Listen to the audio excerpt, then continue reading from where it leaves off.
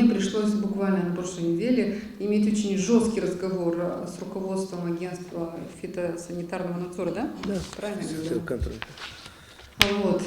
Неприятные такие вещи, тогда, когда начали наша компания обвинять в реэкспорте яблок, якобы мы с вами закупаем яблоки в Польше и через наши гагаузские компании эти яблоки экспортируем на Россию, и как не стыдно гагаузам, они подводят своих партнеров с Российской Федерацией. Вы знаете, меня это очень обидело, лично обидело. Почему? Потому что мы с вами, во-первых, собирались, а во-вторых, я поняла, что это полный похлеб, который был полностью направлен на дискредитацию.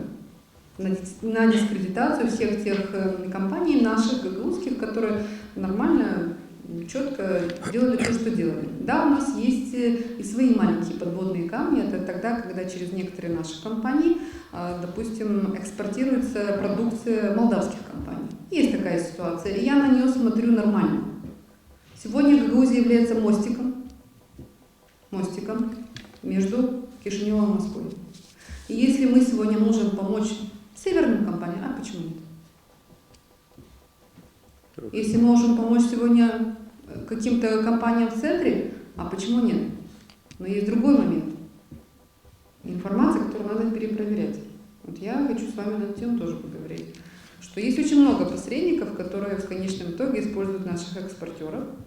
Вот, и поэтому и тень падает на наших. Вот мне звонит, допустим, господин Чиман и говорит: вот, госпожа Башкан, через некоторые ваши компании, называют эти компании, пошло польское яблоко. Ну, я даю задание Сергею Михайловичу, говорю: пожалуйста, перепроверьте всю эту ситуацию, почему пошло. Оказывается, есть две приднестровские компании, которые курируются непосредственно представителями агентства фитосанитарного. Они сами там зарабатывают деньги, даже у меня есть информация, что чуть ли не на каждую машину, с каждой машины берут по 600, по 700 долларов за то, чтобы, даже уже такие цены, да, у меня значит, не самая правильная информация. Вот, соответственно, и эти компании, поддерживаемые руководством этого агентства, решили монополизировать рынок по экспорту. И, конечно, очень была невыгодная ситуация, когда 23 гагаузским компаниям дали возможность спокойно экспортировать. Ну, почему должны две под чьим-то крылышком, когда тут вот 23?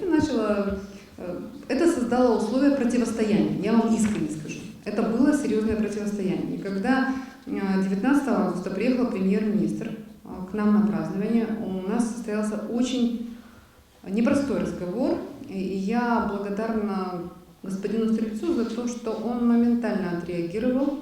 Вот, при мне состоялся телефонный разговор с заместителем этой службы, и были даны очень четкие указания в том плане, чтобы, соответственно, вся наша продукция шла. Ну, как всегда, наша бюрократическая машина, она работает очень медленно. После этого у нас было еще несколько жестких разговоров с господином Чебану. Он, конечно, не услышал меня. Вот. Если со Стрельцом мы договорились о том, что возможна ситуация, когда наши ребята будут экспортировать молдавское яблоко, молдавскую продукцию, господин Стрелец, мы обсудили, вот он говорит: ну, это же наше молдавское. Я говорю: да, это наше молдавское. Ну, давайте дадим возможность все отправить на рынок. Мы получили негласное добро и подтверждение в этом плане, хотя на самом деле должна идти только гагаузская продукция, но у нас сегодня нет этих объемов. У меня вчера состоялся разговор с господином Чебаном. Вот сейчас он скоро будет нарицательным таким именем здесь у нас в Гагаузии. Очень жестко мы с ним общаемся. Он уже мне звонил, говорит: госпожа Башкан, давайте курить трубку мира, потому что с вами невозможно. Одни скандалы, уже 5 раз было у премьера из-за вас. Я говорю: ну, я чувствую, если будете продолжать так, вообще потом никуда заходить уже не будете. Вернетесь на те позиции, на которые были до этой должности. И такое возможно. Значит, я